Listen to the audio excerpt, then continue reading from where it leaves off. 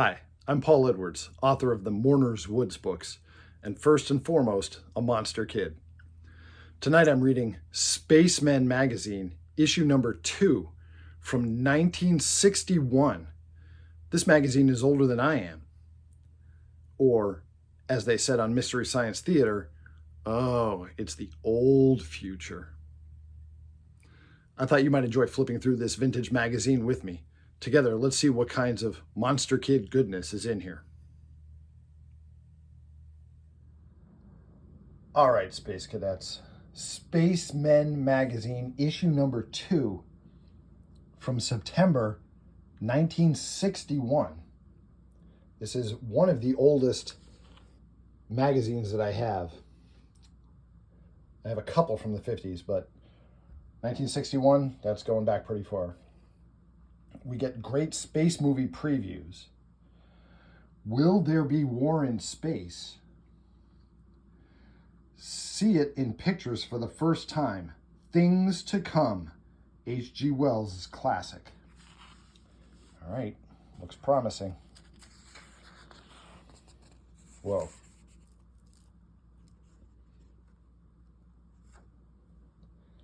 The editor, none other than Forrest J. Ackerman.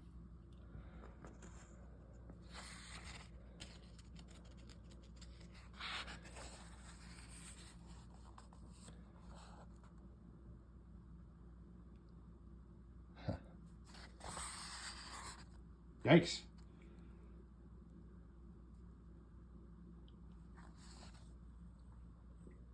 The Space Film Telescope. All right. All aboard for planet number 2. This is from Mr. Dingle the Strong, a Twilight Zone episode. This is Flight to Mars. And of course, one of the greatest 1950s science fiction films, The Day the Earth Stood Still.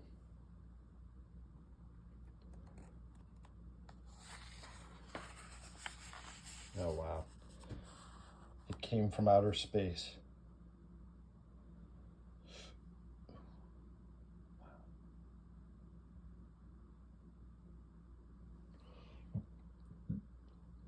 These are artists' conceptions. This looks a lot more like what they went with, though. Oh, wait a minute. The Creeping Unknown, 1954.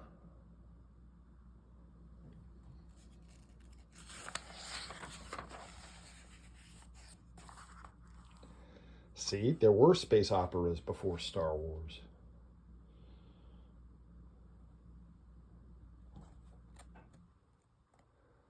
This is a set from, well, a model set from Phantom Planet.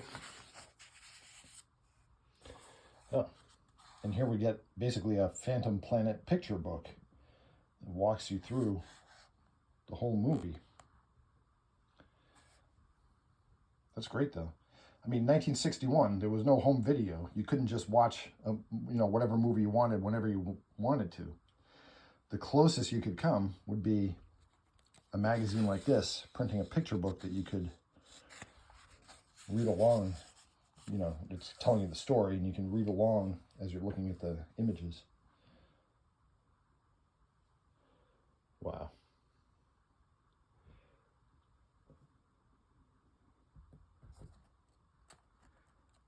He might have looked a little more fearsome on the big screen. We're used to seeing him on the TV, I bet in the theaters he was halfway creepy.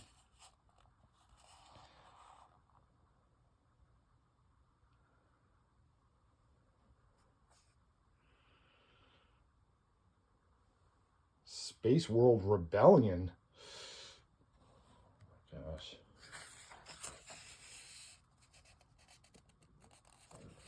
How Mars Attacks the World. H.G. Wells imagined it. Orson Welles panicked the country with his rendition of it on radio. George Pal magnificently produced it as one of the outstanding scientific films of all time. Producer Pal takes you behind the scenes of his $2 million masterpiece to reveal how the Martians almost massacred Earth.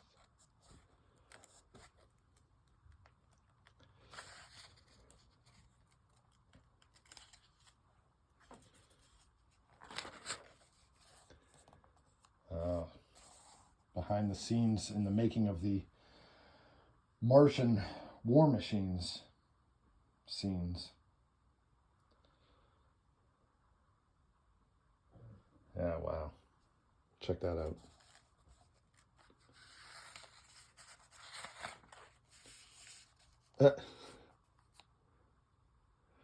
Wow, these special effects guys are gigantic. Oh, wait, I see.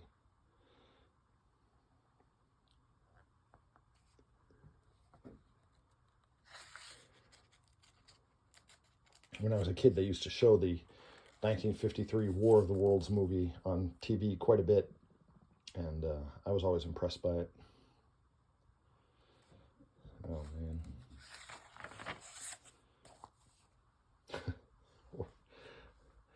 You look closely. Obituary department. Get it?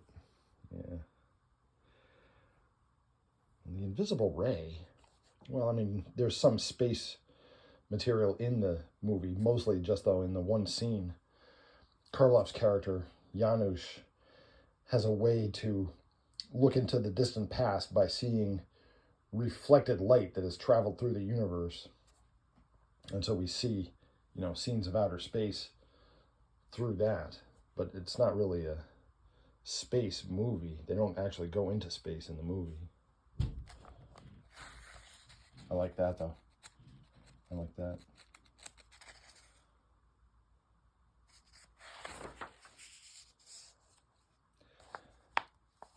There he is. Every monster kid's favorite robot, Robbie the Robot, in all his glory.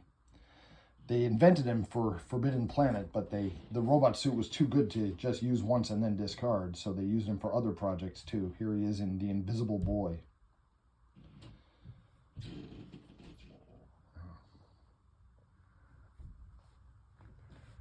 I remember this. They launched the rocket ship by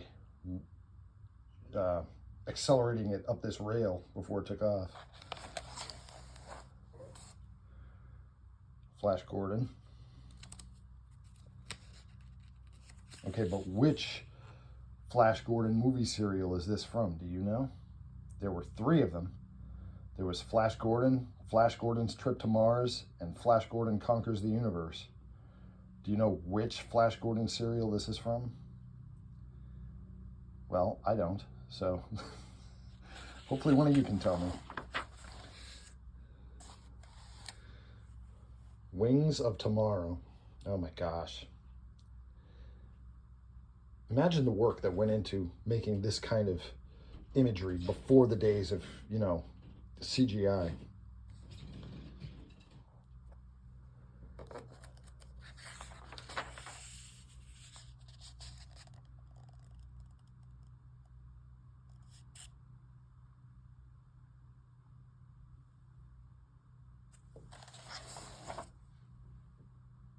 Wow.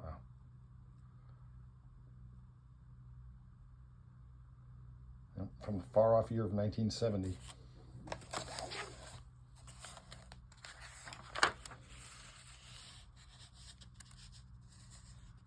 Now it's far off the other way. 2036. Okay, this hasn't happened yet, see? So H.G. Wells, you still can bring it home with your prediction here.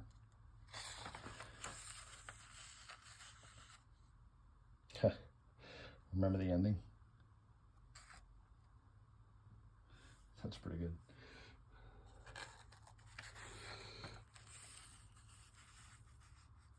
Wow.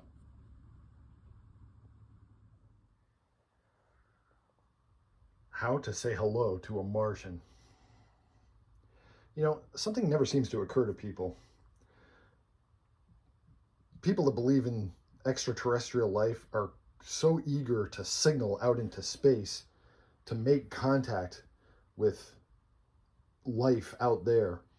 What makes them so sure it's not going to be hostile? Why would you, maybe the best thing to do is to keep quiet so they don't know we're here. You ever think of that? Maybe the worst thing we could possibly do is call attention to ourselves when we don't know what's awaiting out there. So maybe you shouldn't say hello to a Martian. Food for thought. Oh my gosh. The Night of the Blood Beast. Well, no matter what's out there, I'm sure it's not the Blood Beast. Because they killed him, remember? Oh, The Man from Planet X. This was an Edgar Ulmer movie. This was like 1951. This was a really good foreshadowing of what 1950s science fiction was going to bring, because the whole decade, they had tons of science fiction, but almost all of it was half science fiction, half horror. And The Man from Planet X definitely was that.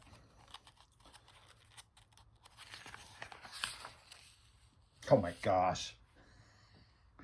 Wow. That is some moon, man. Now, the monster that challenged the world wasn't a space monster at all. I'm not sure how that's got in here. That's not a space monster. Those were huge prehistoric mollusks in the Salton Sea. They weren't space visitors. Yeah. The Beast with a Million Eyes. It's one of these movies where the poster looks better than the whole actual movie. I call that the Reptilicus effect.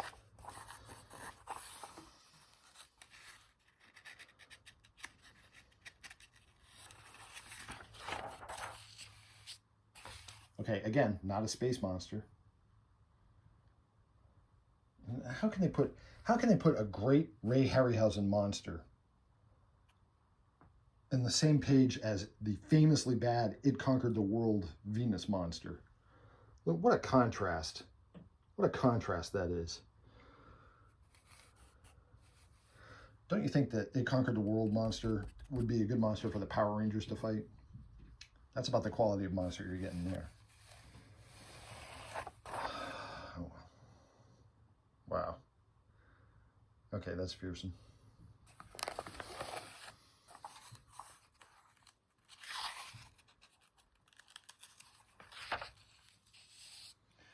These are from Earth versus the Flying Saucers. Giant mantis. Another illustration. Universal's giant mantis. The intelligent life on another world might be insect rather than animal. Well, that's an illustration from the Deadly Mantis. That was an Earthbound monster. Oh my gosh. Oh wow. You know what? Look closely. Just for a second, I thought that was R2-D2. But this magazine's from 1961. Did R2-D2 time travel? Maybe. Well, he is from a long time ago in a galaxy far, far away, so maybe.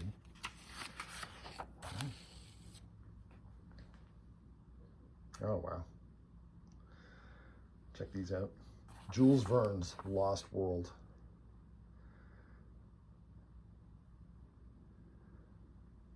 Oh, this is from Valley of the Dragons. I've seen this movie.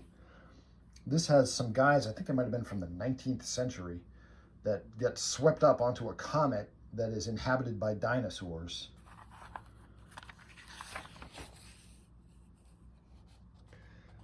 Planetoid 1 million BC.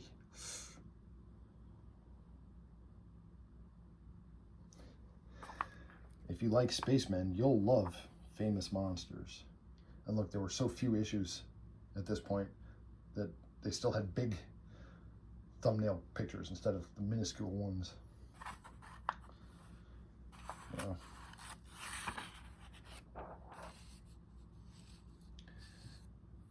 Okay, we're back to how Mars attacked the world.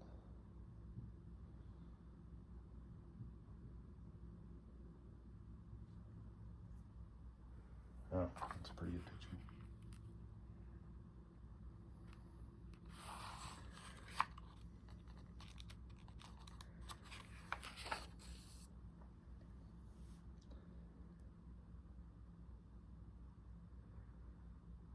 Giant full color space map, huh?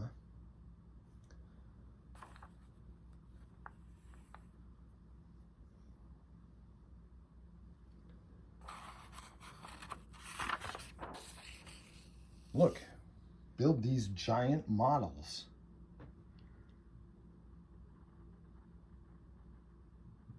Weird. Very weird. Show space movies at home. Space vinyl albums. You get space stories. Science fiction sound effects record. So like if you're playing with your action figures or something, you put this on in the background for the sound effects, see? Rockets, missiles, and space travel.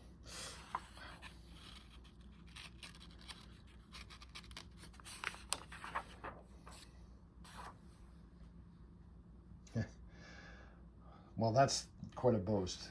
A complete collection of space and monster movies. Yeah.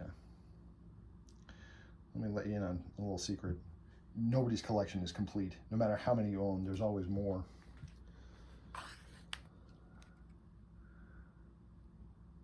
Yeah.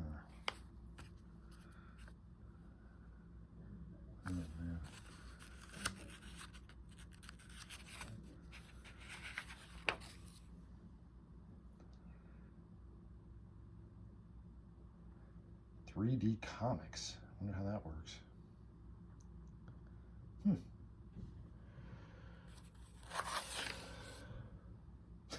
What? Wow. A 6-foot tall totem pole, huh? Wow.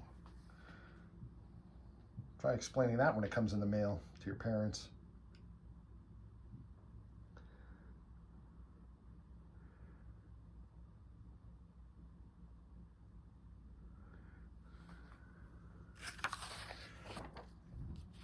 What is it? Well, if you've read the magazine, you already know. It's the Martian war machine. Yeah, well, no kidding, it didn't come from Cape Canaveral. I could have told you that. All right, this was an interesting look at how 1961 viewed outer space and what our prospects out there would be.